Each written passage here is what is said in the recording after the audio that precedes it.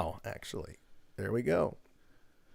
Rebel Force Radio presents Bounty hunting is a complicated profession. This is the RFR Mandalorian After Show.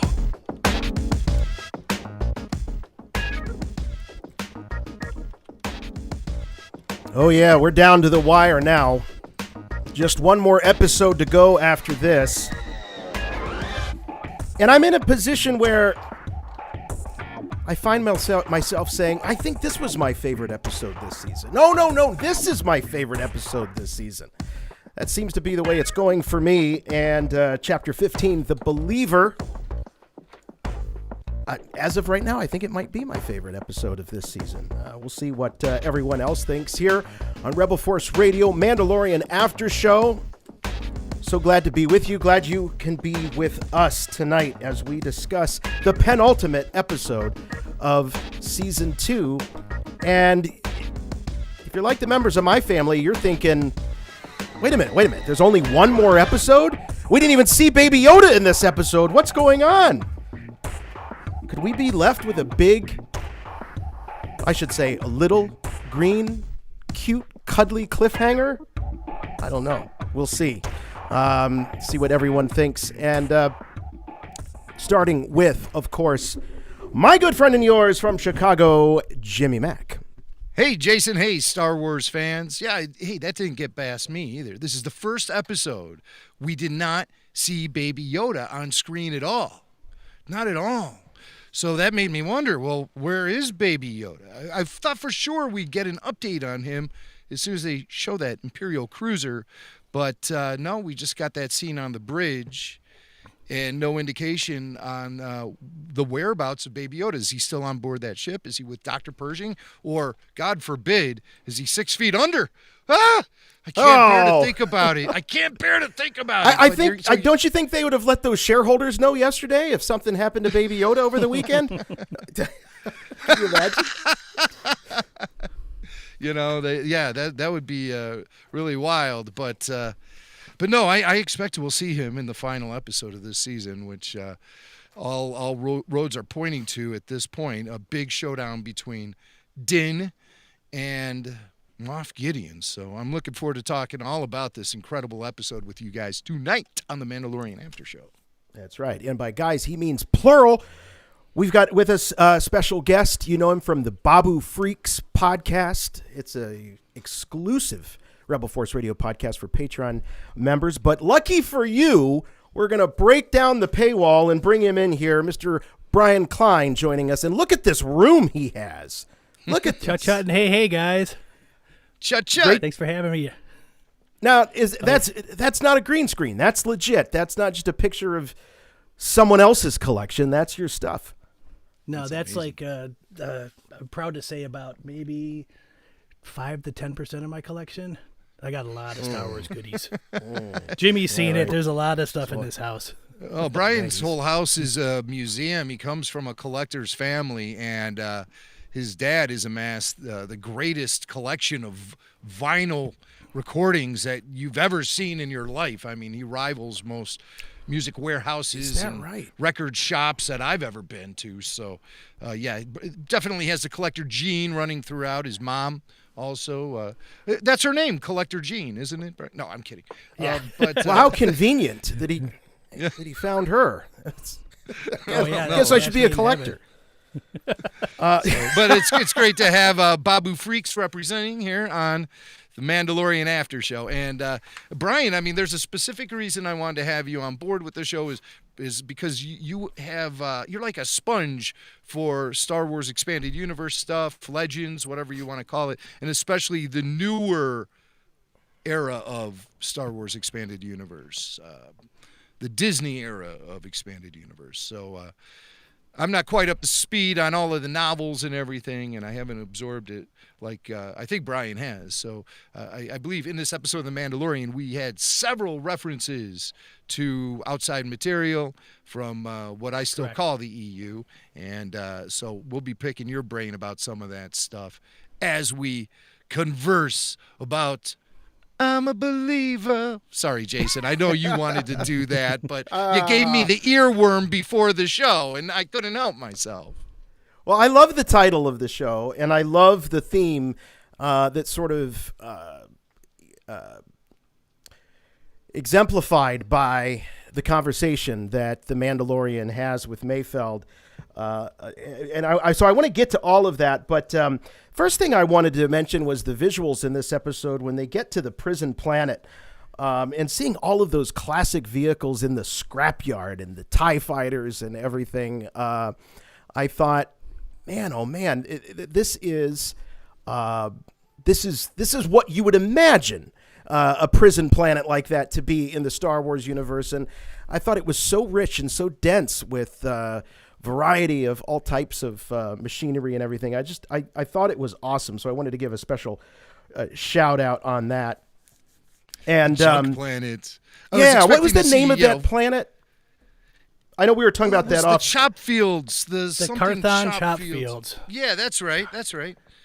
And now, Brian, it's going to be your job to stop us if we, gloss across something that is, figured into something in the expanded universe that ties into the books or the comic books. Have we done that yet? I think this is unique to Mandalorian. Okay. Isn't this unique to Mandalorian, though, the chop fields? Now, of course, in the old Shadows of the Empire, you had Raxus Prime, which was a junk planet. And I recall, going through that planet on the video games. But this was really cool to see this junkyard planet. I expected to see Fred Sanford and Grady come walking around the corner. This was the first appearance and name dropping of it the last two episodes. So it's a brand new place.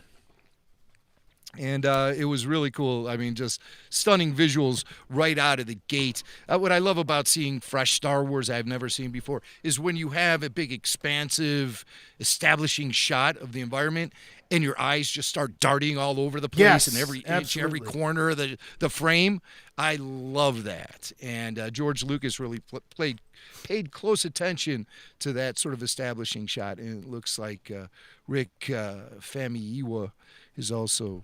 Did I just butcher his name? I was saying it over and over again earlier. Famuyiwa, but you just reminded me. I completely forgot to give the listeners the tale of the tape. Oh, how could I do that? We are, of course, talking about Chapter 15, Season 2, The Believer, directed by Rick Famuyiwa and written also by Rick Famuyiwa and Jon Favreau. So the probably the biggest surprise for me in this episode was I was not expecting to see a cleaned up Boba Fett walk down the ramp of Slave One. And it's this new hybrid look. So it's a little bit of the old with the armor, brought back to actually probably a much cleaner state than we ever saw it in, even in the original films. Yes. Yeah, he took it over there to Earlshire Paint and Body there on the north side, and they did a real good job there for him. Made it look brand new. That's a good outfit over there. Good folks. But he just had a touch-up kit on the Slave One from the old days. Of course, he never really had to use, and now it's like, he had to use it. Yeah. But he doesn't have the jumpsuit underneath still, the mechanic suit that he wears. No, right? So, no flight suit underneath, but he still has that sort of skirted robe tunic thing. I don't know if it's a skirt or if it's just baggy pants or what it is, but it's working for me. I like this look. It's a very cool look, and Tem looked great in this episode. He looked absolutely great, and he wasn't in it very much as far as the having the helmet off, but I question about their usage of body doubles or stuntmen in their form, because I didn't see anything in the credits indicating somebody was doing that. So I think it was Tim Morrison other than in Tim every Morrison shot. Yeah. I also thought that he captured that classic iconic Jeremy Bulloch pose with the rifle blasters. He was coming down the ramp. There's a certain walk. There's a certain vibe that Jeremy put into that character, and I thought that Tem did his homework. Some actors would have just said, "Well, I'm Boba Fett now," I'm the voice of Boba Fett in those movies now, and so I am Boba Fett. But I think he really went back and did some looking at the way Jeremy carried himself. So Jeremy's legacy, I think, lives on. Yeah, for and sure. how about just seeing the Slave One? I mean, it just takes my breath away every time it's on screen. It's a dream come true to see that thing in action. It is. I've never felt so connected to that ship as I do, and maybe it's with the loss of the Razor Crest, which I had grown very fond of over the last couple of seasons. But I thought that it was, it just kindles something every time we see it, and also to see what it's like from the passenger point of view, which we've never seen that before. So, there's the way that when the ship takes off from that sort of laying flat on its back position, there is the way the cabin sort of recalibrates and swings them down, I noticed. Yeah, the whole rotates, and you get to see it on the inside. And that's, that checks off some questions I've always had, because I was like, well, how does it do that? Is it like an anti-gravity thing going on in there that's holding them still, or does it rotate? And it does rotate. So that's pretty cool stuff, man. Yeah. Scratches an itch. Yeah. So Cara Dune, let's talk about Cara Dune. Every time I see her on the show, I like her more and more. Not that I ever didn't like her, but she just continues to grow for me as a character. And so the fact that she releases, and we all know this by heart, this is more famous than Prisoner 24601 now. It's Inmate 34667. 34667. And she arranges for his release. And, of course, at the end of the episode, she does him a solid and, kind of pulls one of those tricks where, he died in action, and so he doesn't have to report back. But what do you think that, Brian, what that means for Cara's character? Here she is. She's a marshal. She's in the era of the New Republic, which is supposed to be trade up from the era of the Empire, and without corruption, without all of the things that we know that went with that system. And here she is bending the rules. And you hear Mayfeld talking to Mando about, hey, when the chips are down and you're facing a lot of adversity, it's amazing how willing you are to sort of maybe betray your principles a little bit here and there, paraphrasing, of course. But do you see Cara Dune as just kind of falling into that same trap?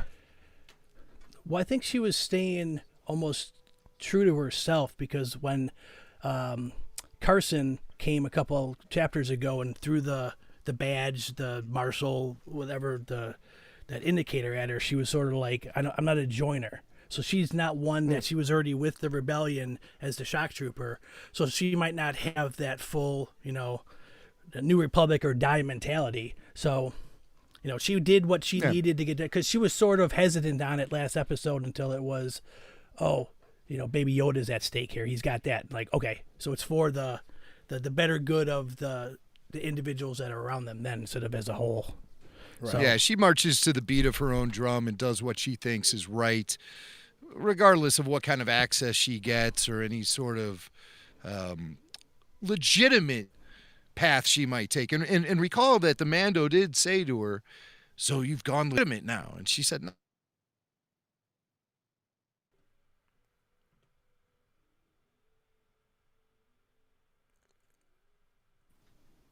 Uh-oh. Did I freeze up? Yeah. Yep. I did. All right. That's all right. Well, what I was just saying, I saw it. It had me kind of making a funny pirate Thought face it was too. me. But I just think That's a that good screen grab. she definitely is. When the Mando said you've gone legit, she said not quite, and so I think that she's definitely doing what she thinks is right, regardless of what sort of position or status she has. Yeah, I think that it's one of those things where we talked about this a little bit with respect to, it's brought up by Mayfeld that, he's a survivor. That's what he calls himself. I think that everyone, or a lot of people in this era, after the government that they've relied on, foolishly, I guess, but still, it was the government. It was the system. They didn't have a choice. When that collapses, everybody becomes survivors in a sense, because it sounds like there's very little faith galaxy-wide. At least that's the sense I'm getting. Little faith in this new republic. In fact, the Valen Hess says that they're in complete disarray. That's the officer in the officer's mess that the two of them, that it's a great scene, incredible scene. How great the tension. But great what a is great that actor. Creepy. Richard Brake is his name, and I'm not familiar with him, but man, was he creepy and chilling. Mm-hmm. And I know there's been some criticism saying, oh, well, he had a sort of a southern draw rather than that, characteristic British accent of the Imperials of the original trilogy. But I loved it. I thought it really worked for the character. It did. And I thought that was one of the finest acting performances in the entire season thus far. And it helped that they had such a great script to work off of. The dialogue in this episode was fantastic. But I really love that scene in the officer's mess when he's shaking down the Mando and Mayfield, and he smells something's wrong with them, but he's not 100% sure. It's just the suspicion, the suspense. It was just fantastic. And how cool was it to see Pedro Pascal for an extended period of time with his helmet on? And that has some big repercussions on the character. Jason, I'm sure you have it mapped out about how we're going to discuss all of that stuff, so I don't mean to jump too far ahead. But no, I mean, concentrating on that Imperial officer, though, I thought he was one of the best Imperial officers ever. Really, I really enjoyed his performance. Yeah, and did you think that, Jim, you pointed out that, he was really checking out, Mayfeld and Din there, they were acting kind of suspicious, but did you get a sense that, was he testing them that whole time, or do you think he bought into it, as soon as he said, oh, this is Brown Eyes, and he lost his hearing? Do you think they had successfully pulled the wool over his eyes at that point? That's a good question because you don't really know when they go for drinks, because he doesn't appear to be the aggressor in the conversation. That goes to Mayfield. Mayfield is the one who starts picking away at a scab a little bit during that conversation. You don't get a sense that the officer is really being skeptical about the Mando and Mayfield until he takes a blaster bolt in the chest, probably at the last minute. He realized something was up with those two. He probably realized he should have trusted his gut before he got shot in the gut. So, there you go. Hey, thank you, Nick. Thank you, Nick, for your generous donation. He says, I know this is the Mandalorian After Show, but let's give a round of thanks for all the new content Lucasfilm announced. And true, we're going to get a couple of Mandalorian spinoffs. That's something to look forward to. And I believe we will be getting Mandalorian Season 3.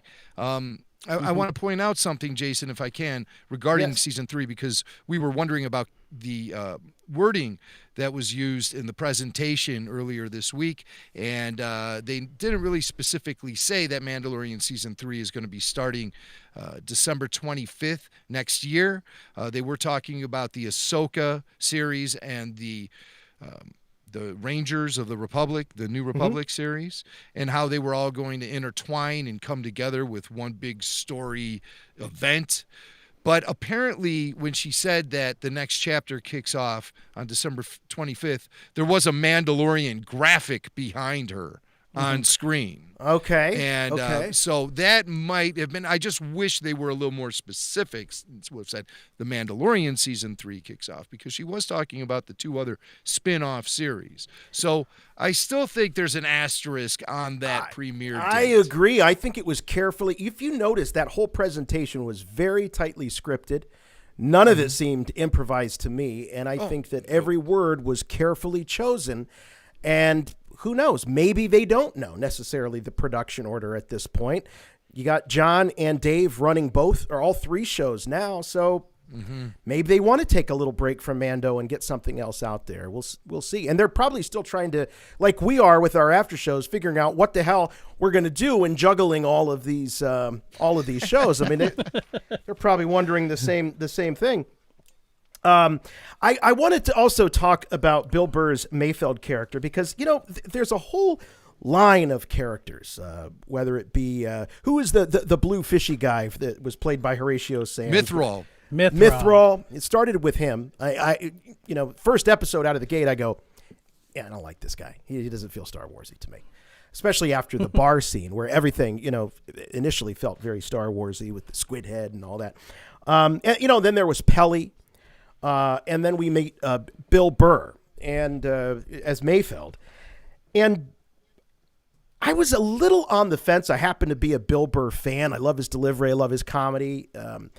But I was thinking, does he really fit? And it took this episode for me to be 100% convinced. For me, I think he fits great. I think his 100%. ability, yes, to cast that, and we've talked about it before, like that Han Solo, world-weary guy. He's almost like one of us thrust into the Star Wars universe. He's amazed and bemused by it all. Even lines like, complaining about wearing the tank trooper's armor, about how he reeked and his gloves were sweaty. He gives us a sense of kind of grounded reality or gritty reality that it's like, yeah, if you were in the Star Wars universe, you'd be, dealing with all of this. And Brian, you were saying you were in agreement too. Are you a fan of the character and what he brings? Yeah, his acting performance in this episode was top notch as just not beyond the character. A lot of his, especially the scene where he's talking with the Imperial, with Valen Haas and with Mando, just his facial expressions and his delivery was just fantastic. And I know him pretty much from like some of his stand-up and from the Chappelle Show, which is a sort of one type of acting. But in this episode, it was just from the beginning, it seemed to fit right in there with that cavalier attitude and sort of like the Han Solo-esque, like, I got to do what I got to do to get by in this world type thing. Yeah. So. Yeah, and the fact that he's always kind of almost in bemusement or amazement of what's going around him. Jim, I suppose for some people that might, and I know you're not a fan of this phrase, take them out of it, but does having a character that's sort of that earthy or real world bother you? No, not at all. I think Bill Burr's great. He's a great actor, actually. Everyone knows him as funny guy and stuff, but I saw him recently in King of Staten Island, and he was just great in that movie. It seems like whenever I see the guy on screen, he's compelling. He was great in Breaking Bad. He's just a really strong actor, and I believe in his characters. So that's all I really need.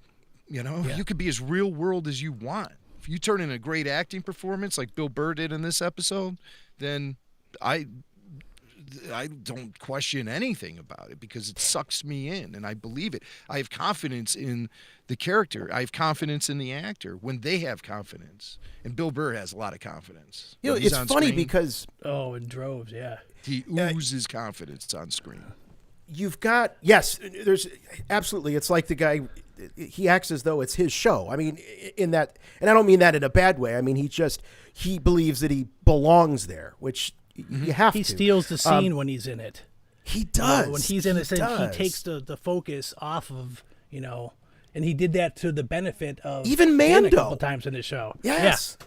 Absolutely. Though the scene with them together in the mess and the eye, work back and forth, the facial expressions. Pedro Pascal did a knockout job there too. It was, when he gives him that look, like he knows what he's about to do when he's talking about that battle.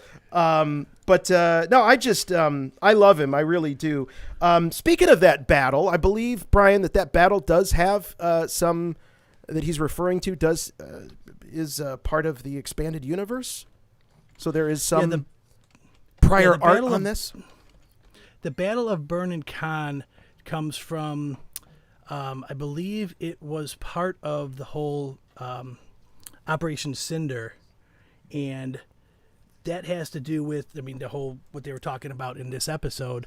And it was a dark day, like they said, for the Empire, and he was there, and they basically did what they needed to do to win the day, even if they sacrificed 10,000 of their own troops. So, of course, him being a survivor of it, he was kind of, bitter about what happened to him and, letting him, at the end, taking it out on his old commanding officer and putting a blaster bolt right in him. I think Operation Cinder, I think, was the it was the plan that Contingency kicked plan. in when the Death Star 2 blew up and the Emperor was killed with it.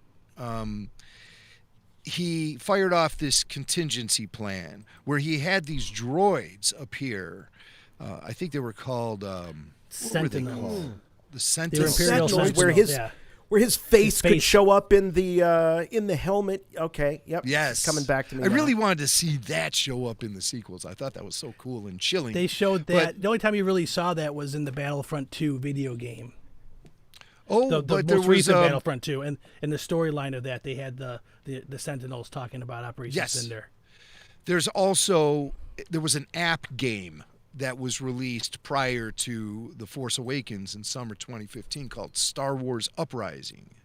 And that's where I first learned of that image, and with the droid with the Palpatine face, and Operation Cinder, which is this technology where the Empire would unleash satellites into the over a planet and into orbit around the planet, and these satellites would affect the climate of the planet and wreak havoc.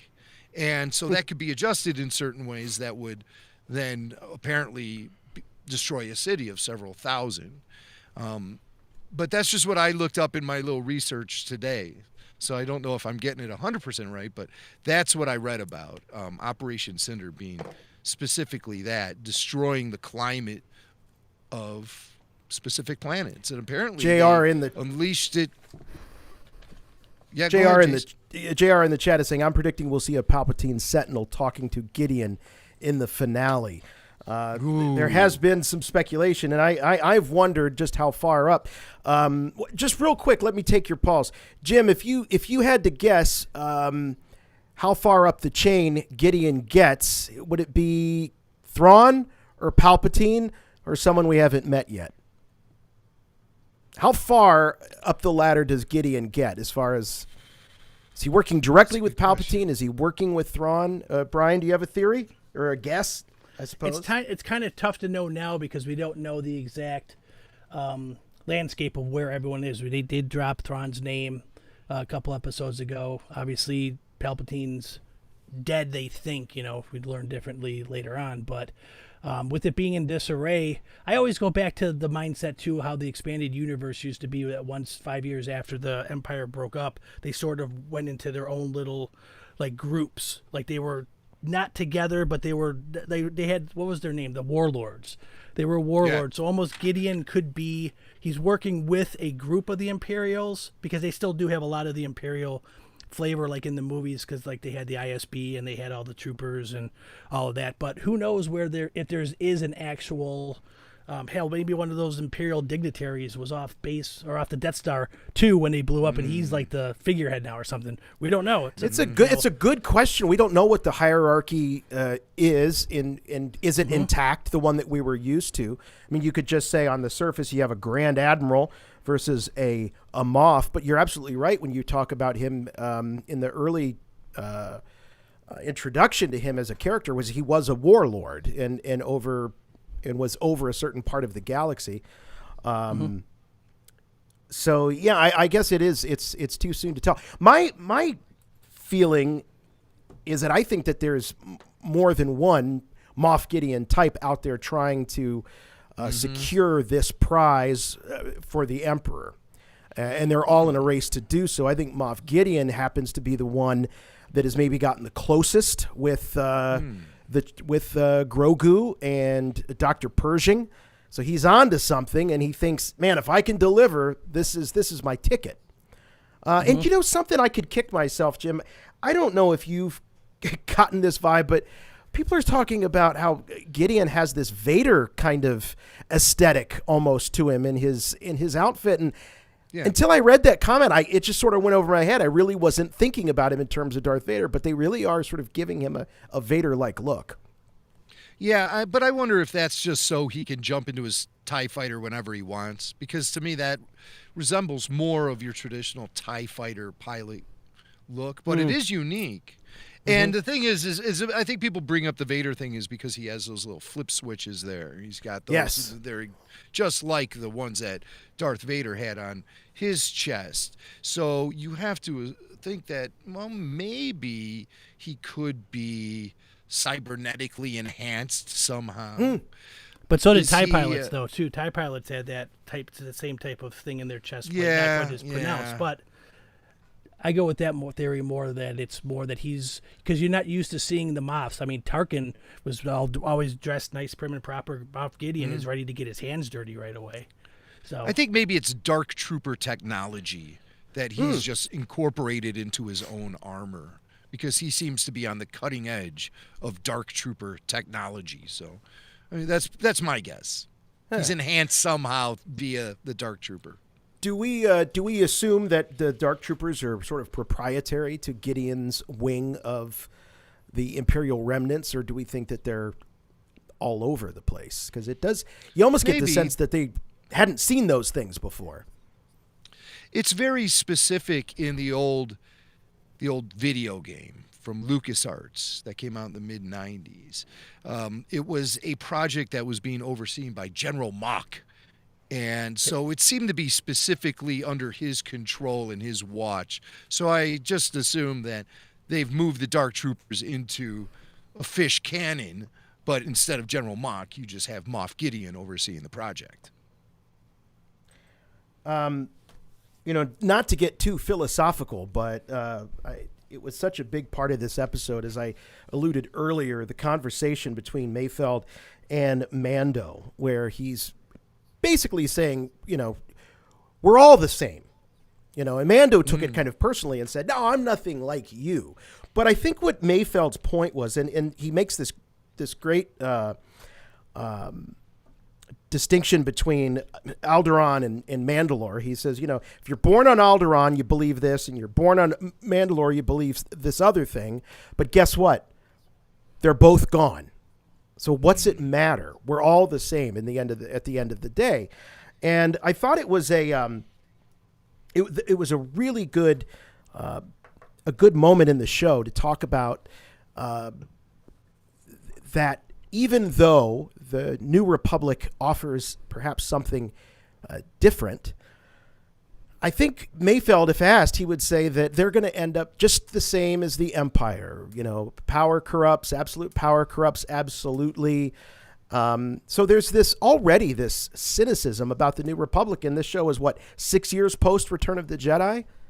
Right. But, I mean, look at what the last organized government brought to the people of the universe. So they're naturally skeptical and shell-shocked after decades of oppression underneath Palpatine. So I see that being very much consistent with what I think the people of the galaxy would be like, I think everyone's just trying to pull themselves up from their bootstraps, and, one organized political party moved out and a new one has moved in, and some people aren't really reaping any benefits from that. And as a matter of fact, there are some people in the universe who are probably suffering even more as a result because they've lost their resources. So that's a slippery slope. You're stuck between a rock and a hard place, and we have Mayfield here sort of laying it all out for us in a way. All right, I'm gonna do this so you can't yell at me about not correcting you. It is actually Mayfeld. It's Mayfeld, not Mayfield. When I say Mayfield? Yeah. What, you know what? He's let the record show. He's off the grid now anyway, so it doesn't matter. That's right. Maybe he is Mayfield. Maybe he is Mayfield now. Yeah. Now he's Mayfield. Now, or he's Charlie Brown or something. They'll never guess. Just like Here's what I they thought. didn't change Luke Skywalker's name either. Well, here's a man who's looking for a new identity now, right? And so this is something that just sort of hit my head is a interesting development for his character that could possibly happen. Boba Fett is laying there. He has been shot in a battle with Mayfield. They have teamed up. And as Boba Fett is dying, he says, Mayfield, you take the armor. And now you are Boba Fett. And so he takes the armor and becomes Boba Fett. No one knows. Discuss amongst yourselves. It's the Dread Pirate Roberts Boba Fett theory. The man with no name, yeah. Put forth with by Paul Bateman. I mean, doesn't seem to be that they're going that way. But I do have a. What's that? What's that, Brian? I was gonna say, can you imagine Boba Fett with Bill Burr's voice though? I mean, oh jeez, fire up the Slave One, guys. Well, but I will say this about Burr. I can't help but think that this guy is going to show up in this Rangers show, New Republic Rangers. I really do. I think that is in fact, up until she essentially just maroons him there. I thought that that's what she was going to do. I thought she was going to make him a deal that if he went legit and joined, law enforcement like she has, that would be the quid pro quo to earn his freedom. Because when he blows up the base there, I think that's where the episode gets its name. At least that's my take. I don't know if you guys feel differently. Is that he's the believer. Pretty much. The Mando. No, I think that I think that Mayfeld is the believer. Mayfeld. Yeah. Jim, why do you say Mando? Because he's the one who's holding on to his old Mandalorian ways, and he had to suffer through removing his armor. I mean, that must have been painful for the guy, and you feel that coming off of him as he's riding in the Juggernaut with Mayfeld. You get the feeling that he's just like about ready to jump out of his skin. He can't stand what he's wearing. It's like wearing a whole new skin, different helmet, different armor, etc. And so that would probably be a big shock to his system.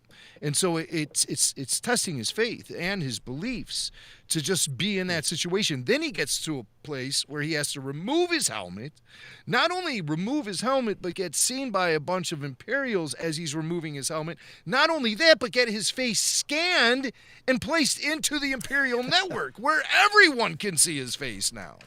Because believe me, the people who have access to that Imperial network are looking at his face after he pulled off what he pulled at this mining facility. So he's definitely, his face is being seen and broadcast probably. Yeah, so that's a big leap for him to take, and it's an affront to his faith and his beliefs, and so that's what I think it is. That's why I thought The Believer was about him, was because it's taking away everything from him all at once and permanently too, by the fact that his face was scanned. It doesn't matter what Mayfeld says to him. I didn't see a face. I know you had to do it. I didn't see a face. But no, everyone's seeing his face now because it was scanned. So it's going to be hard for him to maintain his faith in the wake of what is obviously sacrilegious to him. And but then again, I felt that it was really important that he had that encounter with Bo-Katan and the other Mandalorians who had no problem removing the buckets. He's been exposed now to there's actually a different way of life, a different way to live your life as a Mandalorian and still maintain your faith and your beliefs. So that's the only thing I have backing it up. But you guys are probably right. Probably is Mayfeld, the believer. He's the believer because he believes in the truth. And Brian, why would you right for people? Why would you give the believer mantle to Mayfeld?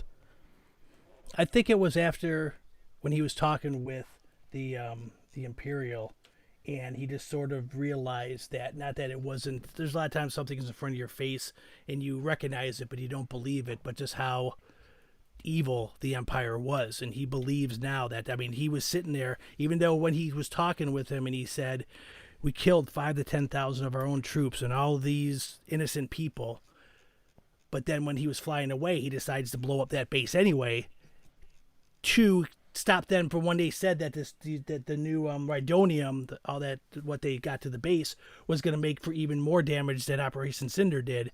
And he's just like, I can't let that happen. I can't let that, not that the New Republic is correct, the Empire is evil. That's why I see him as being more of a believer that way.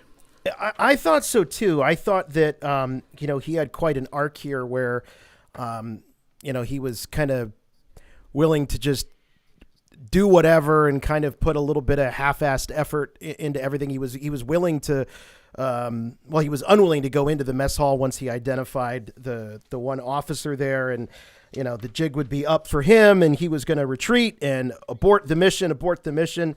He goes from that to gunning the guy down. Clearly he didn't want to go in there because he didn't want to be recognized. He didn't want to risk.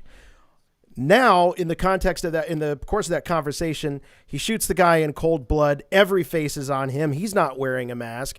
And then to make his the bounty on his head even higher at some point, he blows up the whole damn facility. So I thought that was his trajectory and his true believer. And what does he believe in? I think he believes in freedom. Really, I think that's what that character is all about: is individual choice, liberty, freedom. He was talking about being able to go to bed at night and sleep well, based on what he did throughout his day. And I like how that theme came back then after he pulled the sniper rifle out and targeted those tanks that blew up. That was fantastic. That was absolutely fantastic. Hey, I got a question for you guys. I was surprised that the motivation of the pirates was to blow up the what was that element they were traveling with? That explosive Rhydonium. Yeah, I thought they were trying to hijack the caravan, hijack the juggernauts, and steal that stuff, but they were trying to blow it up. So I was asking myself, well, are these guys pirates or are they rebels? They were clearly identified as pirates constantly in that episode. But that's the act of a rebel to me, is they're trying to take away resources from the Empire and stop them from causing more mass destruction.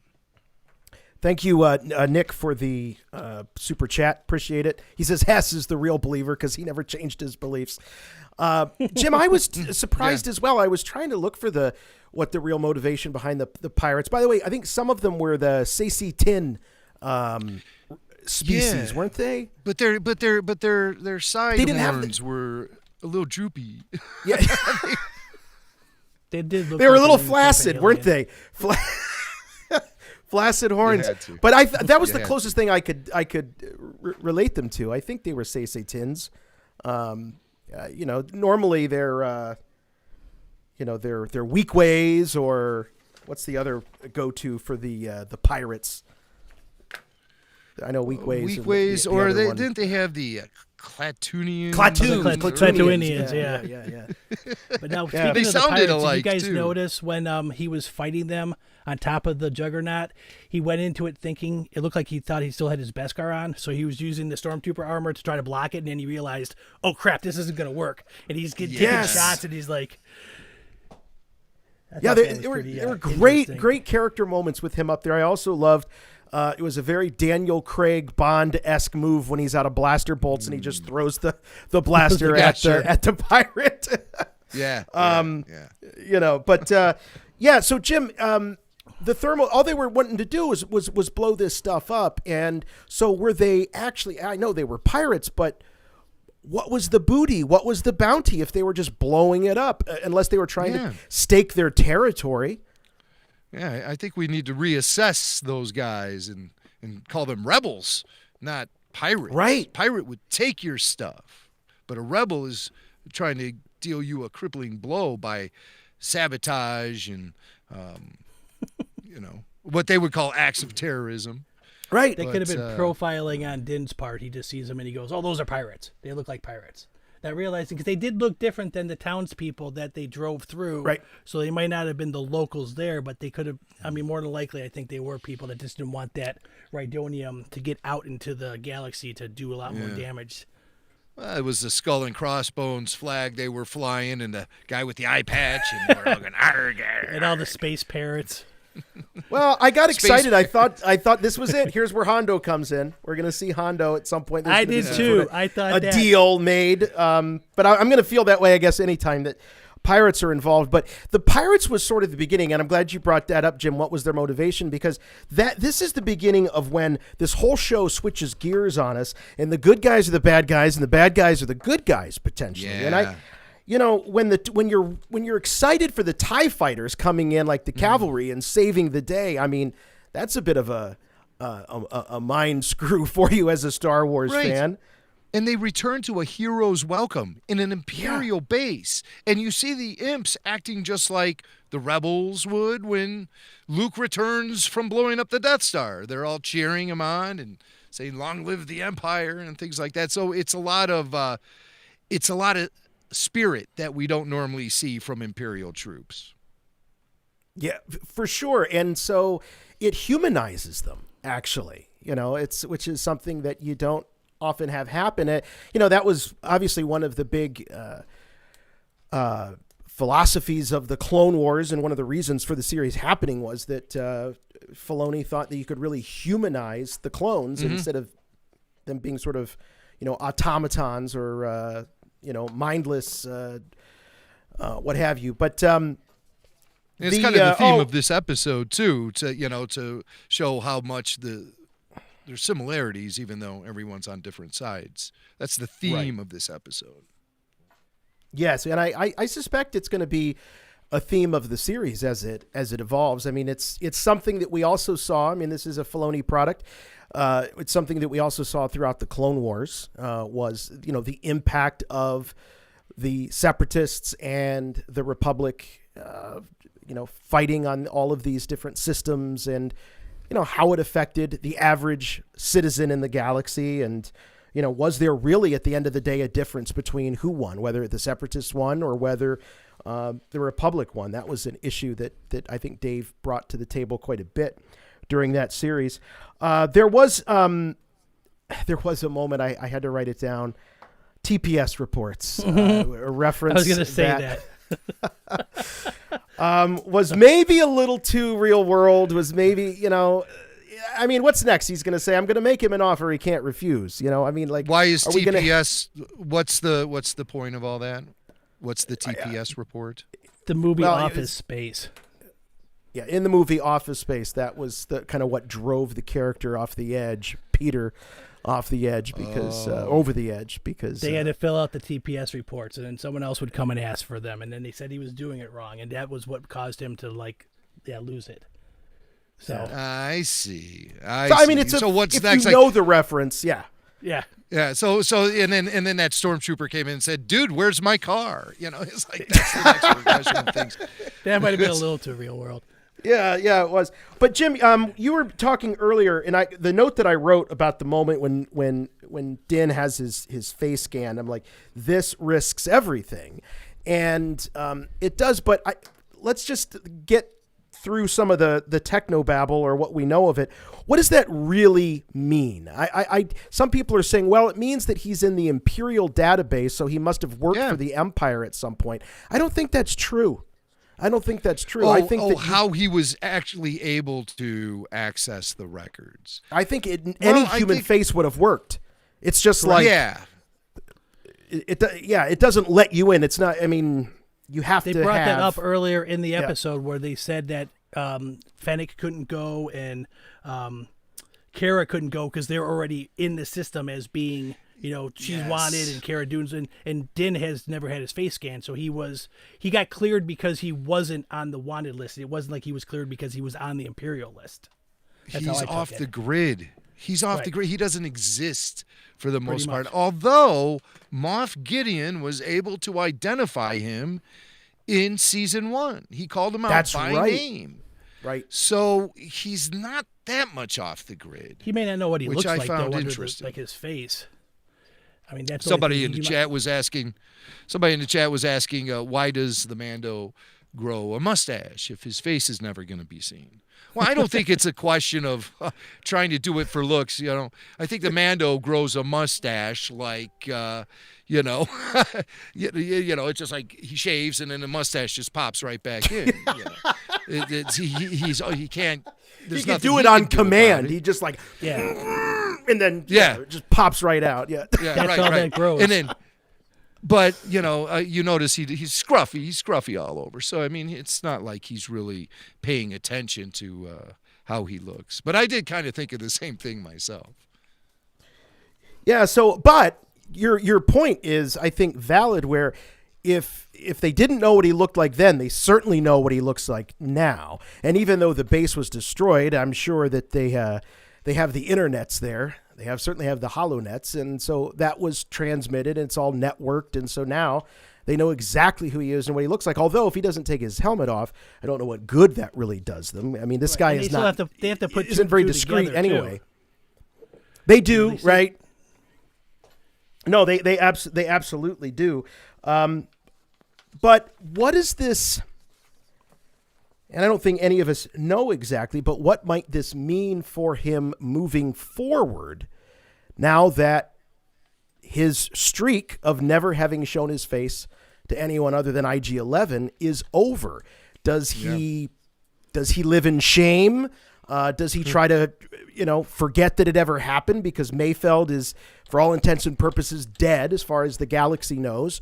Or is this, let's pull the curtain back behind the scenes, and is this an opportunity for the actor Pedro Pascal to get more face time in the series because they just ripped not the Band-Aid off, in this case, the helmet off? Yeah, well, it's one of those things. Once you start doing it, it gets easier the more you do it. And I think that Mando has a lot to think about because he has been exposed, like I said earlier, to those Mandalorians who live by the way or whatever, by their code, by their creed, what have you, but they remove their helmets. They're not religious zealots like the Mandalorian is and where he comes from. So I think this could be an evolution for the character. Yeah, I think it could be. And we had heard coming into this season that we would see more Pedro Pascal's face than we did in season 1. And that's true. We have so far. By this point, just thanks to this one episode. But it added such an edge to everything. I really liked it. I because I could feel the anxiety coming off of the character so well. I mean, it was just beautifully executed. It was so well directed and written. This episode is really a standout in my book. Yeah, and if it's I could definitely see them throwing Pedro back out there for Emmy consideration for this season. I think he's had some really great moments, this being, probably the big standout. And they only had 2 episodes left, so they were going to have to do it. If you recall, I believe it was season 1 where it was the second to the last episode where you saw his face, or was it the very final episode? It was the finale? Yeah. When he has the moment with IG-11? Yeah, right before they cut the thing out to get into the lava. But that was a technical because he was a droid, and so he was able to get away with it at that point. The officer, his name escapes me, Valen Hess, he does sort of open the kimono a bit and kind of give us an idea of what the Remnant Empire's goal is right now, which is basically, he says the New Republic is in disarray, and the goal is to get the people to turn back to the Empire, create so much chaos, create so much havoc that they go, yeah, I actually was better off 4 years ago, or whatever the case may be. And that's when he gives his line about everyone thinks they want freedom, but what they really want is order, and that kind of tip, kind of is the straw that is broken on the back of Mayfeld there. But once an Imperial, always an Imperial. This totalitarian insanity that runs through them.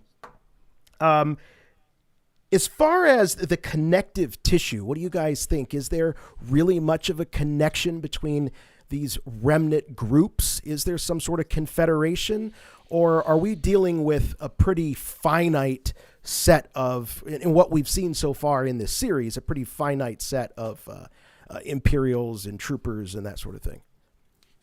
Well, no, I don't think they have the resources they did in the past, because if you notice this mining facility they're in, this is the first time we've been in an Imperial facility that's really a dump. It's usually Imperial facilities are shiny and they have all those pill-shaped lighting fixtures on the wall, and everything's orderly and stuff. And these guys were like working in a crate and barrel warehouse or something. And but no, I mean, or like it felt more like they were working in a giant electrical plant or something. I just didn't get the vibes of the cleaned up, buttoned down, perfectly polished military precision of the original Empire. And so I think, sure, it's a hidden facility. It's supposed to be unknown, secret. There was nothing really glamorous about it or anything, but I did take note of that. It's kind of a dump for an Imperial facility. So is this a reflection of what the Empire is like overall now? We know that they're definitely working with Moff Gideon and everything because they still maintain that Imperial network. So the Empire is still out there, and it's still connected. It's just in a rebuilding phase. Well, that's a good point, because when they ask Mayfeld at first what their goal is to track Gideon down, the first thing he says, "Well, I'm going to need this terminal. I'm going to need this terminal, and my God, it would be in the mess hall." And he just kind of says, "I think that's." Morak is the one that he throws out. So it's almost like any Imperial base would do. So there does have to be still some connection between all of them. I don't think that there was anything special about Morak other than maybe it was the closest one or the one where he was most assured to find this thing. But my God, it wasn't all that rare. It was in the frickin' break room next to the coffee maker, this thing that they needed. So fun to see the seismic charges coming out of the Slave One. I haven't seen that since Attack Pretty of the exciting. Clones. That was cool. I was really surprised to see it, the love it's getting online. Like, people are like, that's the greatest sound effect in the history of Star Wars and everything. And I remember it was used very impactfully with great impact, I should say, in Attack of the Clones. I mean, everyone loved it, and people really enjoyed the fact that Ben Burtt had that little second of silence to really emphasize the seismic charge. But I'm so surprised people love it so much. Because I think of Star Wars sound effects. The ones that I really put on top of my list are the obvious ones: R2-D2, the lightsabers, Chewbacca. So many great things. And I mean, that thing I can just do. Jason was afraid I was going to do this. Was grab my guitar. Well, now is fine. Now is fine. Now Knock it's yourself okay. out. Now I can do it. It's totally it's so okay. simply, that's all it is. Is a, but that's all it is. No, I'm not going to start playing. Oh no, here it is. You don't know. Musical interlude. All right, no, I'm not going to start jamming the Mando theme, although I kind of want to, but I'm not. That's all I know of it anyways. Before we open the switchboard, and we are going to here in just a moment, let's talk about the end. We've got Mayfeld, as we said earlier. He gets a new lease on life. My theory, guys, is that we're going to see him in the Rangers of the New Republic show, or New Republic Rangers, whatever it's called. That's where I think he's going. I think he's got his own series.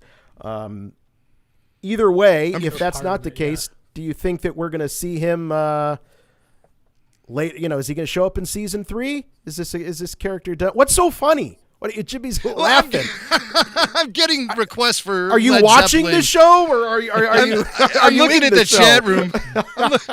I'm looking at the chat room, and they're requesting Led Zeppelin and all kind of things. All right, chat. Do not distract Jimmy Mack. All right, we need Jimmy Mack to focus. As soon as you start asking him to play guitar, I've lost him. All right, Bill Burr, Mayfeld, where is he going to show up next? More Mandalorian, or is he going to be in one of the new shows? I think he'll be in. I think he might come back into Mandalorian for something, and then he goes and gets sort of recruited. Not recruited. So we don't know what the basis of that Rangers of the New Republic is. So he could. I think he's too good of a character for them to just not use him ever again. Yeah, no, absolutely. I totally agree. And I did think I was this, happy though, to when see him just return in this episode. I didn't think we'd see him beyond season 1. And I was really happy to see him come back and really play a character of such substance. Yes. Real substance. He, so impressed by Bill Burr in this episode. I can't even tell you. So I think. I was going to say, check it out when they're showing the scene where they're leaving him, or they're abandoning him, pretty much letting him go. And Cara Dune's like, "Well, it was too bad he died in the explosion." And if you look at Bill Burr's face, it's almost like, oh my God, are they going to kill me? And then they keep talking back and forth, and then he transitions to, he even says, "Oh, you're letting me go?" Because that first look was like, oh, I blew up, or I died in the explosion. Now they have a chance to kill me to get rid of me. So he had that first initial thought that's what I took from it. But then it just went to, okay. And they didn't even know what planet they're on. I mean, if that's not even an occupied planet or whatever, it's like, all right, go ahead. See you later. They might come back next season to that planet, and he's still sitting there. It's got like he made a lean-to tree fort or something because he can't get off of it.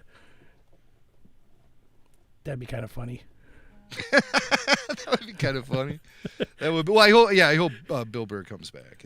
That's all I got. I think there's so many different places you can take this character, and I find it interesting because Bill Burr has been notoriously anti-Star Wars. He would rip on Star Wars in some of his stand-up comedy. I've seen him on talk shows kind of lay in on Star Wars a little bit, and like Star Wars fans being need to grow up or whatever. But now that he's actually involved in really contributing to the Mandalorian, I wonder how much his opinion and impression of Star Wars has changed if he realizes that it's actually got much more substance than he could have imagined. Maybe, or he's just a professional who just happens to make gold out of anything he touches. But I would like to know. One little thing I got to say about his I got to go Paul Bateman for a second here, speaking of Bill Burr. The Orabesh language in Star Wars is pretty much its own setup thing, right? Now, did you notice that on his jumpsuit, the prison jumpsuit, it had 3, 4, 6, 6, 7 in Arab, like American numbers on it? It had. First thing I saw I was like, oh, that can't be. Oh, it is, and that was the number that's on his jumpsuit. I mean, that's my one little nitpick from the show, but they didn't have it in Orabesh. They had it in Arabic numerical numbering system. So cool. Just Were you able to freeze frame when the Mando pulled up the graphic, revealing the information where to find Moff Gideon's ship? I noticed there's some Orabesh in there, and I'll admit I've never actually gone and tried to transcribe anything written in Orabesh, and I know a lot of people do. Were you able to understand what any of that said? No, I looked at it quick and then didn't have time to. I mean, I'm sure someone else has already done it out there, but I leave that stuff to the people that have way more time on their hands. Okay. All right, well, maybe we'll open up the phone lines, and Bill Burr, if you're listening, call in, because I got some questions about Star Wars for you. Maybe, you never know. Maybe. That's true. All right. Okay. Let's give this a whirl. I don't have a whole lot of faith in this tonight, but let's give it a whirl. All right. If you're within the sound of our voices, you want to give us a call, we've got we'll put the number up on the screen, 708-866-1737. If we can get the switchboard lighting up, that's 708-866-1737. And we're going to resume calls here and let them fill up. But let's talk about the transmission at the end. Boy, oh boy, was this a nice bookend for Gideon. And if I didn't know better, I would say he looked a little frightened. Yes. Gideon did? Yeah. The heat is on, and the Moff is feeling it. He went full Liam Neeson in Taken. With I got a very specific set of skills. Even though he's basically repeating the same thing that Gideon said to them at the end of last season. It was just, he looked a little terrified of Mando. Yeah, it was really great. Because, the guy like the Mando, he's not to be trifled with. Moff Gideon knows this, and I think he's seen enough from the Mandalorian to realize this now. So there's some evolution here in their relationship. And where a season 1 Moff Gideon might think of the Mando as not really a big threat at first, but now we're dealing with season 2 of the Mando, and we're dealing with season 2 Moff Gideon, who realizes that the Mandalorian is someone who can take down his TIE fighter without a ship of his own. He's someone who has incredible perseverance and someone who could cause a lot of destruction to what remains of the Empire. And yeah, it was poetic justice that he threw his own words right back into his face. You have something I want. You may think you have some idea of what you are in possession of, but you do not. Yeah, I love all that. It's just throwing it right back at him, and I loved it. But I still am worried that the episode ended and we didn't get a Baby Yoda update. The second I saw that cruiser, I thought for sure this little guy was going to appear on the screen, and we'd at least know that he's okay, that he's not been harmed at all. But nothing. This is the most Baby Yoda you're going to see this week, is right here on Rebel Force Radio. And sure, he looks okay right now, but we don't know. That was a huge surprise. I mean, you got to figure that there's a lot of people, especially kids, tuning in each week to get their fix of Baby Yoda, and not there this week. And I appreciate that. I think that it keeps the show centered on the title character, which is the Mandalorian. So I'm all right with that. I really am. All right. Wait a second. He's like a toad. If you lick him, you get high. Oh, sorry. All right, Brian. Don't do it. Wait till after the show. Well, that's, I guess, the benefit of not having him on there, because would you rather have that or have him on there being tortured like Han and Bespin? That would probably, shock a bunch of kids if they saw their, Baby Yoda all of a sudden going through a bunch of pain. As we've seen, he's not that easy to corral. He has to be stunned. And we don't know, if he's out cold, if he's going to give Dr. Pershing and Moff Gideon what they need. Maybe Baby Yoda has to be awake for that kind of thing, and he's learned how to use the Force to really defend himself against these stormtroopers. So, I just getting what they want from him is a tall task. Yep, that's true.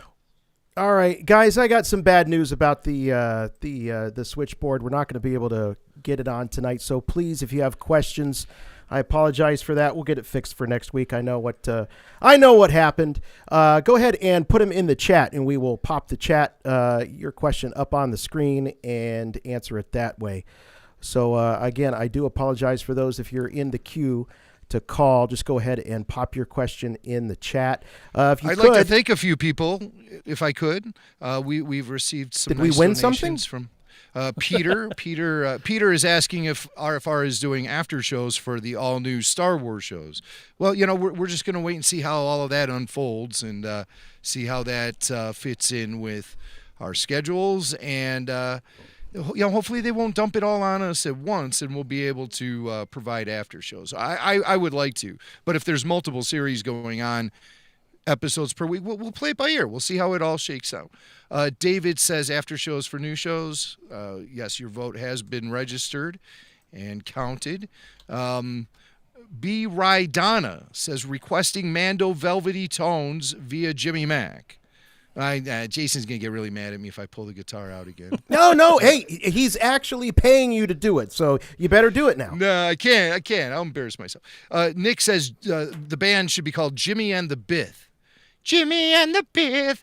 Maybe. B. Rydana says Puppet Lando and Jimmy Mando live virtual concert. Okay, I like the tone of that. Or maybe Puppet Lando can do some spoken word performance, and I could give him a little acoustic guitar accompaniment at the same time. It'll be, we'll be really Beatnik groovy. style. Is that what you're thinking? Yeah, that could be interesting. So, like all right, here we're getting a ton of comments coming in now. All right. Jeff is asking Emmy consideration for Bill Burr. I say yes, absolutely. I think they'll put him out there. I also think they'll be putting Pedro Pascal out there, and perhaps even maybe a director nod for Carl Weathers. Perhaps we'll see. That's my guess. Guys, predictions for the finale. What do you think? Showdown between the Mando and Moff Gideon. I think that's a given. We have to see it. And we've heard Giancarlo in his preseason interviews. I mean, he was basically the spokesperson for the show for a while. He said we will see Moff Gideon wield the Darksaber in combat. So we have to see it unless they shot some things that are going to be bounced into season 3, which is quite possible. Cliffhanger? Sakar is asking, will there be a cliffhanger? There really wasn't much of one at the end of season 1. They kind of rode off in the sunset a bit, so to speak. Except for Gideon. Off. I mean, Gideon survived. Yeah, that was a bit of, I would call that more of a teaser than I would a cliffhanger, but stinger. Like that's like say. Darth Vader flying away from the destruction of the Death Star. You know he'll be there to cause problems another day, but not really a cliffhanger. They could do something where they show up to Tython and there's someone standing there and they walk up and then they slowly start to turn and then they cut and say, we'll find out who this is next year.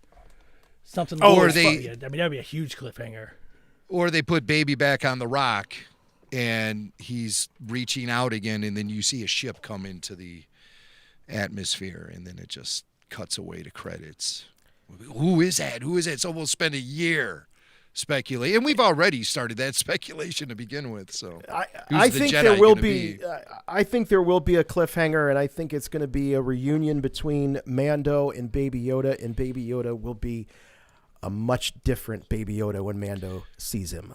That's what I predict. I'm not saying Sith eyes, but I'm saying that he's going to perhaps not remember him. There's going to be something.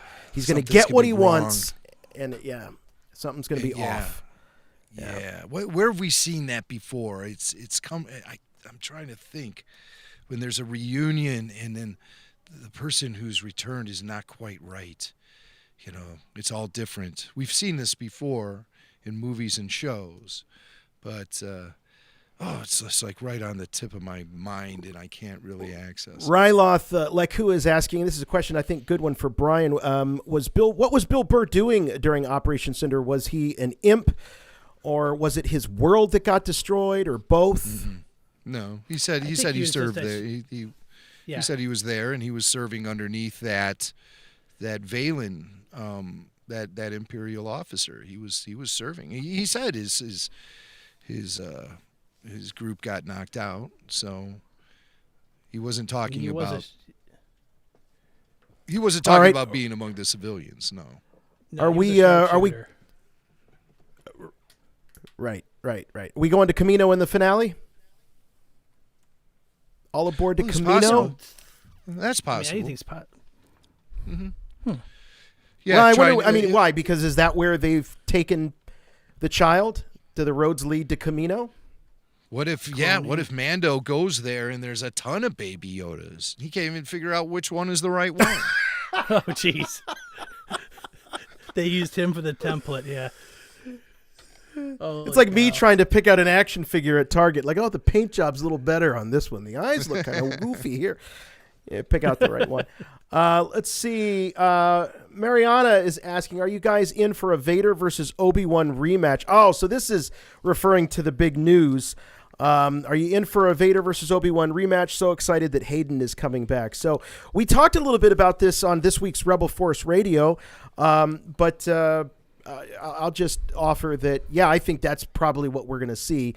I don't see why they would bring Hayden Christensen back if he wasn't going to have some screen time with his co-star, his old co-star. Flashbacks? Clone War era flashbacks? Yeah, I was thinking that. Ewan McGregor in some of the footage that they showed, the sizzle reel that we didn't get to see. I read a report about what was revealed in that, and Ewan was talking about how great it is to be reunited with Hayden Christensen, to recapture the roles that they played. So I think we'll definitely be seeing Hayden as Anakin in flashbacks. I think we'll see Hayden as Vader, helmetless. I always think about that duel with Ahsoka in Rebels, or even the old Force Unleashed video games where Vader's helmet gets destroyed and you can see some of Anakin in there. That's the type of stuff I want to see. Back to tank, maybe. Name it. Sign me up for all of it. That's a pretty good gig. You just hang out in a hot tub for the whole shoot. Let's see. Edward is asking. Boba Fett says he can't go in because they recognize his face, which is a funny joke. Would that many people recognize he's a clone? That's interesting. I think that is. My first reaction to that gag, that joke, was they recognize. He was talking about he's Boba Fett. For God's sake, he's worked for the Empire and the helmet, but. The more I thought about it, I'm like, oh no, he's a clone. So that's why they would recognize him. And, you say, well, he's like 60 years old, but recall, clones advance in age at double time, so he resembles a 30-year-old clone. And you'd have to think a lot of those guys in that facility are familiar with clone troopers and have seen at least one in their lives or careers or what have you. And so they'd probably be able to easily pinpoint him as being a clone. That's a hard-living 30-year-old right there. Yeah. The face scan would also reveal, it probably set off a few red flags. Eric from Phoenix, I think he's just pointing out some Easter eggs that were in the show. Tanab, reference to Battle of Tanab by Lando, yes. But Mayfeld called it something like a Tanab or something. Yeah, it's a pressure drop in Tanab. Mayfield. Yes, I caught this one too. Eric brings this one up, and I caught it. Referred to Baby Yoda as little green friend, much like the Emperor referring to Yoda in Revenge of the Jedi. I picked up on that one too. I thought that was pretty good. So, I know, Matt C., that Boba aged naturally, but I'm just saying that at age 60, they would still recognize him as a clone because they've been around 30-year-old clones who aged double time. That's all. I was just saying that's how they would identify him as a clone immediately, because you think, well, how many 60-year-old clones were there out there? You think a lot of them were killed or what have you. And also the fact that Boba has the injuries. I'm sure there were a lot of very injured clones walking around too at age 30 looking like 60-year-olds. So that's all I was saying, was just how they would be able to recognize he's a clone. Clarence is asking if Mando is going to get a new ship. I don't know if he means just in general or before the season wraps up. So got about 40 more minutes. I think he's going to definitely get something, unless the rumors that we're hearing about a Boba Fett series are actually untrue, and Boba Fett is just going to remain a supporting character. I'm still hearing, I'm still holding on to this Boba Fett series thing, because I heard from some people today who told me it's definitely going on. So there might not be there might be something about it that they can't reveal until after this season is wrapped.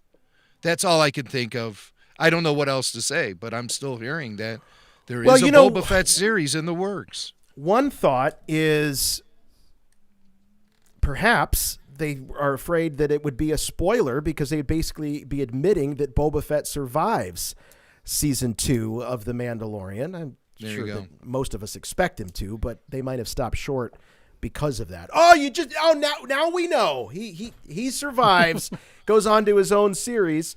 Is Mando going to get Grogu back, or are they going to save that for season 3? I think they're going to be reunited, but I think it's going to be a very weird reunion. But no, I don't think he's going to get him back. Yeah. Go back. Well, I can't handle. I'm sorry, Brian, but I just can't handle an off season if Baby Yoda is left in peril. I'll be a basket case by this time next year. What about you, Brian? Well, I was going to say one thing with the ship. I think because since they've mentioned the Razor Crest is the type of ship, not the name of the ship, that they could find another one for him to use, because the one he had was how many times was it basically about ready to be scrapped anyway? I mean, he was flying around like it was a 80s seafood restaurant one time with everything in nets and strings and stuff. So it wasn't like it was a, top of the line thing, but it's sort of, synonymous with his character. Maybe they could find something else. Who knows? Well, I don't know. I just always remember that Brady Bunch episode when Cindy lost Kitty Carryall, her little doll, and so they got her a new Kitty Carryall, but it wasn't the same. It just wasn't the same. So you can't get the Mando a new Kitty Carryall and expect him just to say, "Okay, I'm good with it." Maybe. Many Mandos in the season finale. A thought that I had was by him taking his helmet off. And Jim, you were kind of dancing on the fringe of this when you were talking about that scene. This could be what sort of aligns him with, the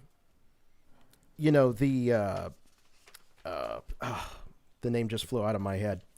The wing of the Mandalorians that he met just a couple episodes ago with Bo-Katan.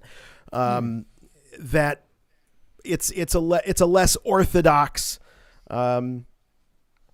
version, I guess, flavor of the Mandalorian belief system, and so maybe that's what will happen. He'll team up with them, and we'll see them in the next episode in this big dash rescue of Baby Yoda. So I think we could definitely see more Mandos in the season finale. I'm thinking no. I think they're going to make it become a much smaller story between Moff Gideon and the Mando. I think that's how it's going to go down. I mean, sure, he'll have assistance from Cara, from Boba, and from Fennec. But I don't see it expanding. Everyone wants the Magnificent Seven. So you have to round it out with some other folk. Bring back Bill Burr, maybe. Some other guys, I don't know. Throw Bosk in there. I don't care. Whoever you can. Bring in anyone. But, Barry go Harmon, ahead. Sega Bits. Yeah. This is a good theory. He was on the line and was trying to get a message to us, but he says starting to think that Fennec and Boba will be made Rangers, and they are the Walker Texas Rangers of the Star Wars universe. So could that be the Boba Fett series? No, because Boba would never accept it. He pledges allegiance to no one. That would be an affront to his character. Very inconsistent. And they've already established that in Chapter 14. He says, I plead allegiance to no one. So, I wouldn't expect that. Not at all. Cara, yes. But not Boba. Not Boba. Will Mando use the spear to defeat Gideon? We saw him kill a pirate with a similar move today. He still has that Beskar spear. Which I see him using that in the Darksaber battle, because we know the Darksaber won't be able to cut through it. Yeah. Javelin throw right into Moff Gideon's face. So, that's how they killed off Gus Fring in Breaking Bad. They blew half of his face off. I'm just saying. I'm just saying the actor has experience in this department of having his face ripped off. That's all I'm saying. Here's a few more. Thanks, Eric, for the super chat. The Raiders truck chase vibe. Sure. For sure. That definitely had echoes of that. And Solo, of course. Yes, reminded me right, of those hover trains. Yeah. Yes. He says Dune looked to be using a Wookiee bowcaster without a bow. I'll have to go back and look at that a little bit. That's an interesting catch. Yeah, and brown eyes, a reference to the good, bad, the ugly, angel eyes. Definitely, I think. That's good stuff right there. Yeah. I think brown eyes is also a Planet of the Apes reference too. The one brown eyes. Yes, that's what Zira calls Charlton Heston. Yeah. It's also the type of female Van Morrison prefers. Hondo in season 3. I'm assuming Brian Swanson here means Hondo, not a Honda. I don't think any Hondas will be pulling up in season 3 of The Mandalorian. Hondo in season 3. Baby Yoda drives a Honda Civic in the season finale. It's going to be hilarious. Everyone knows Baby Yoda just drives Toyotas. Ah! bum, bum, bam. I will say I like that about this episode, that there was no aha, this person revealed moment in this episode. Like it's been the last, like 3 weeks ago it was Bo-Katan, and then the next week it was Ahsoka, and people don't talk about Bo-Katans anymore because it was Boba Fett. So it's this week it was just about the story, not about the, who's gonna make their the big debut. reveal, right? Yes, the big reveal of the week. That's a good call on that. It was like we've got the established cast of characters. Let's just have fun with who they are. Here's a good question from Windows: if Ahsoka helps Mando in the finale, will Boba turn on him because he hates the Jedi? Could Mando get the stank of Jedi? That would make sense. Yeah, but Wouldn't did it? you think? Well, maybe, but didn't Mando or wouldn't Boba have gotten a sense that there was kind of some weird Jedi vibes going on there on top of that mountain with Baby Yoda in the Tython? trance and on Tython? Yeah. There I was don't no know. reaction to that. Hey, your little think kid he's is over sitting it. on a rock and he's blasting out all of these crazy sort of light show. I mean, was I'd be I'm surprised. trying to remember that episode with Boba in the Clone Wars. I think he was more after Mace Windu specifically than he was, the Jedi in general. I don't remember him No, having some. I think he held a chip on his shoulder. I believe in some of those Clone Wars episodes, he talks about the Jedi in specifically broad terms about his hatred for them. B. Raidano, again with the super chat. Thanks. He's just tearing it up. Appreciate it. He says, finale prediction, Boba Fett will die nobly. This will be the end of Boba Fett for once and for all. Could be. That could be. Yeah. It's It's possible. possible. I like Clarence's reference here. Locutus of Grogu. So that type of Now that's a resistance cliffhanger. is futile. Yeah. That is a cliffhanger. Okay, looking at Cara Dune's blaster, the rifle, it does sort of resemble a bowcaster without the big protruding bow on it. So maybe it's a refit. Who knows? A lot of things were recycled from Rogue One in this episode. We saw the Shore Troopers.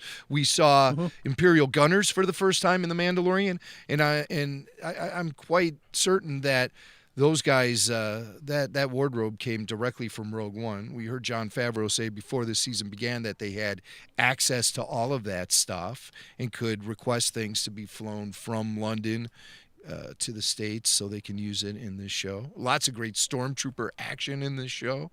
I thought it was some of the most effective action that we've seen in this whole season. Just well shot, great choreography, killer stunt work. I love seeing the stunt work that these stormtroopers, the stunt doubles for the stormtroopers are pulling off. Just great stuff. Yeah, they it was escape from the it was base. tremendous. Now the tank troopers, I also like seeing them. And we saw them before, right? I think we saw them in Rogue One at some point, didn't we? Or something think very so. similar. I think they were on. It was a different variation of the ones that were on Jeddah. Yeah. When the guys came to blow them up, because they had that. We were looking at it earlier. The helmet style was like a short trooper, but it didn't have the mouthpiece. But it looked more like a darker version of the tank trooper from the battle scene on Jeddah. Yeah. Well, I think that's going to wrap it up for this Mandalorian after show. It's been a great conversation, and again, sorry about the switchboard, but honestly, I like you guys putting the questions in the chat. I think it works just as well. But we'll see if we can get that switchboard back up and running next week.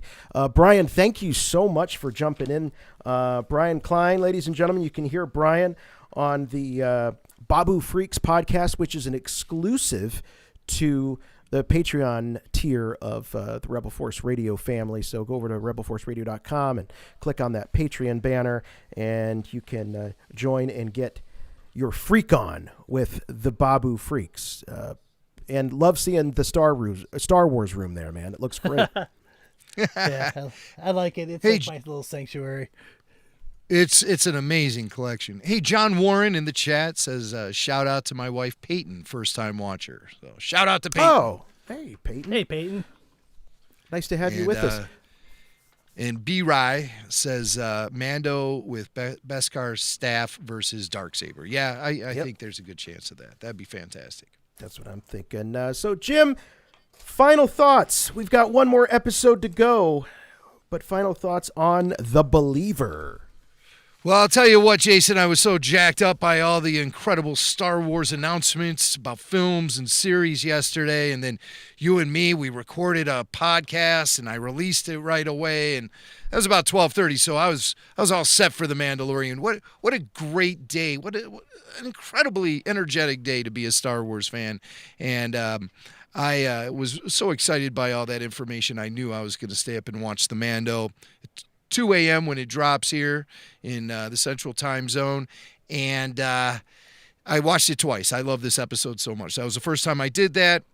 Not only did I stay up late night, but as soon as it was over, I started it up again, and it's all I've been watching all day today. I've seen Chapter 15 about 15 times at this point, and I was so impressed by the direction. I've said this over and over again in the show, but it's worth repeating. The direction from Rick Famuyiwa. You know, I really got to get the man's name right because he deserves all the respect in the world for what he does behind the camera. Well, you know, he's just setting himself up to, segue into more Star Wars series and possibly feature films because he has a very deft touch. I really loved the episode he shot last year that featured the Jawas and the egg and the mud horn and all that. He really knows how to shoot quality action sequences, and it doesn't come off cheesy at all. You got to admit sometimes stormtroopers and battle, if it's not done right, it can come off as a little fake, a little cheesy, what have you. Not once did I even get that slightest feeling in this episode. It felt just raw and cutting edge and exciting and dangerous, violent. It was just great. It was so well written. The character stuff. Sure, this we could talk about how great the action was in this episode because it was great, but the character stuff was especially strong. And I just loved all of the acting in it. Rick brought out some great acting in this episode too. So Rick Famuyiwa, he is one hell of a director and a great talent. So looking forward to more of what he has in store for Star Wars, for The Mandalorian, and hopefully we'll be hearing more from him real soon. So just great episode. I can't say enough about this episode. I think truly one of the highlights of this season, if not both seasons combined. And I can't wait to see where next week is it, man. That's the series finale. And it's going to be tough to go into the holiday season with no Mandalorian. Remember, The Mandalorian carried us through the holiday season last year. We got our final episode on the 27th. But I think on the 25th, we'll be getting the return of Disney Gallery, which will give us a bunch of cool behind-the-scenes stuff about this season and maybe even some teases about the future, too. So great episode. I can't say enough about it. My hat's off to the entire team. Fantastic. Everyone's waiting for it, Jim. I don't really have one. You have such an obvious one for this week. Oh, Baby Yoda, not in this episode. There it is. That's the one. That's the one everybody was wanting to hear. Only time you ever could say that. Maybe the only time you can. Can you imagine if we don't get Baby Yoda next week too? Oh my gosh. The hearts are going to break all over the place. Well, it has been a great time. Thanks everybody who watched and listened live. Thanks to everybody downloading the podcast. The numbers are through the roof. Rebel Force Radio has never had a bigger podcast audience than we do right now. So thank you all so much. It's an honor and a privilege to sort of shepherd your fandom along with great conversation, and we appreciate it so much. We'll see you next time for Rebel Force Radio and the Mandalorian After Show. I'm Jason. I'm Jimmy Mack. And remember, the Force will be with you, always.